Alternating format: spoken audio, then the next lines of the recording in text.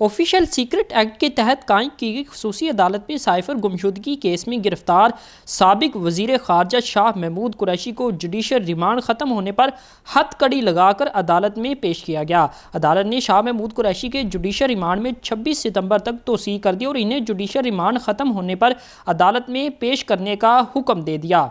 Cipher case में पेशी के बाद मीडिया से गैर रस्मी गुफ्तगू में शाह महमूद का कहना था कि मैं बेकसूर और सियासी कैदी हूँ, मुल्क से गद्दारी का सोच भी नहीं सकता। उनका कहना था कि जेल में मेरे बैरक के साथ फांसी गांठ है, अगर मैंने गद्दारी की है तो मुझे फांसी पर लटका दिया जाए।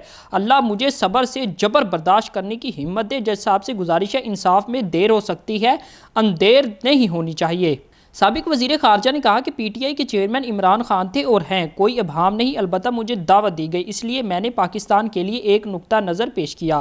शाह महमूद कुरैशी ने कहा कि मुल्क इस वक्त माशी, आइनी और सियासी बहरान से दो चार है, जिससे निकलने का वाहिद रास्ता शफाफ इंतखाबात हैं।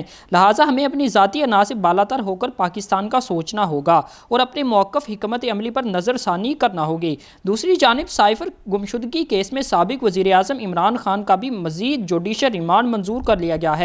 याद रहे कि 7 सितंबर को सिफारती साइफर गुमशुदगी केस में साबिक वज़ीर आज़म इमरान खान और साबिक वज़ीर खारजा शाह महमूद कुरैशी की दरख्वास्त पर समाअत बगैर कार्रवाई के मुलतवी कर दी गई थी। ऑफिशियल सीक्रेट एक्ट के तहत कायम की गई खुसूसी अदालत के जज अबुल हसनात मोहम्मद जुल्करनैन की रुखसत पर होने के बायस समाअत मुलतवी की गई थी।